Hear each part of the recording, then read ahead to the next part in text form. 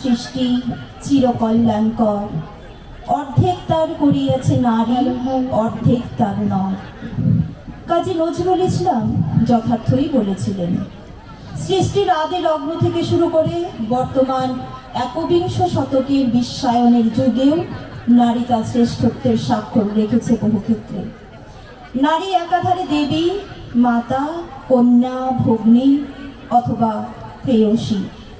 আবার এই নারী মানুষের মতো দেখতে কিছু নর পিশাচের ভোগের বস্তু হয়ে ওঠে। তার দেহ তার মনকে ক্ষত বিক্ষত করে, মৃত্যুর মুখে ঠেলে দেয়। অকাল মৃত্যু ঘটে। অভয়া, নির্ভয়া, তিলোত্তমার মতো কত প্রতিভার। সুস্থ সমাজ গড়ার লক্ষ্যে এ বিশ্বকে কন্যা সন্তানের বাসযোগ্য করে তোলার দায়িত্ব আমাদের সকলের। এ বিষয়ে বিশ্বের প্রত্যেকের কাছে আমাদের বিশেষ আবেদন রেখে আজকের বিদ্যালয়ের ছাত্রীদের বিশেষ নিবেদন কবি শুভ দাশগুপ্তের লেখা কবিতা আমি সেই মেয়ে। পরিবেশনায় বিদ্যালয়ের ছাত্রীরা। আমি সেই মেয়ে। আমি সেই মেয়ে, বাসে, ট্রেনে, ট্রামে, রাস্তায় আপনি যাকে রোজ দেখেন, যার শাড়ি, কপালে টিপ, কানে দুল আর পায়ের গোড়ালি আপনি রোজ দেখেন। আর অনেক কিছু দেখতে পাবার স্বপ্ন দেখেন। স্বপ্নে যাকে ইচ্ছে মতন দেখেন।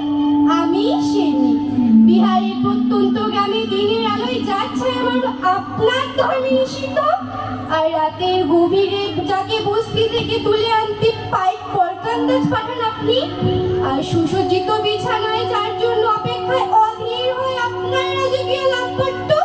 আমি সেই মেয়ে। আমি সেই মেয়ে, আসামের চা বাগানের ঝুপড়ি কামিন বস্তি থেকে যাকে আপনি নিয়ে যেতে চান সাহেবী বাংলোয় মধ্যরাতে। ফায়ার প্লেসের ঝলসে ওঠা আলোয় মোদির চোখে দেখতে চান যার অনাবৃত শরীর। আমি সেই মেয়ে, রাজস্থানের শুকনো উঠোন থেকে যাকে পিপাসার জল আনতে আপনি পাঠিয়ে দেন 10 মাইল দূরে সরকারি দাঁড়ায়। আর 20 মাইল হেঁটে ক্লান্ত বিধ্বস্ত যে রমণী ঘরে তাকে ঘরে ফিরলেই যাকে বসিয়ে দেন চুলার আগুনের সামনে আপনার রুটি বানাতে। আমি সেই মেয়ে।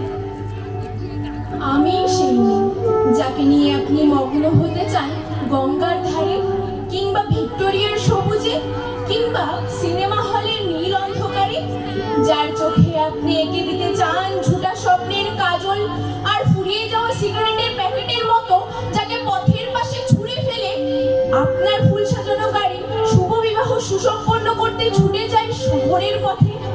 কোণে দেখা আলোর গধূলিতে একা দাঁড়িয়ে থাকা আমি সেই মেয়ে। আমি সেই মেয়ে, এমনকি দেবতারাও যাকে ক্ষমা করেন না। অহংকার আর শক্তির দম্ভে যার গর্ভে রেখে যান কুমারীর অপমান, আর চোখের জলে কুন্তি হয়ে নদীর জলে বিসর্জন দিতে হয় কর্ণকে, আত্মজকে। আমি সেই মেয়ে। সংসারের অসময় আমি ভরসা। আমার ছাত্র পড়ানোর টাকায় মায়ের ঔষধ কেনা হয়, আমার বাড়তি রোজগারে ভাইয়ের বই কেনা হয়। আমার সমস্ত শরীর প্রবল বৃষ্টিতে ভিজতে থাকে।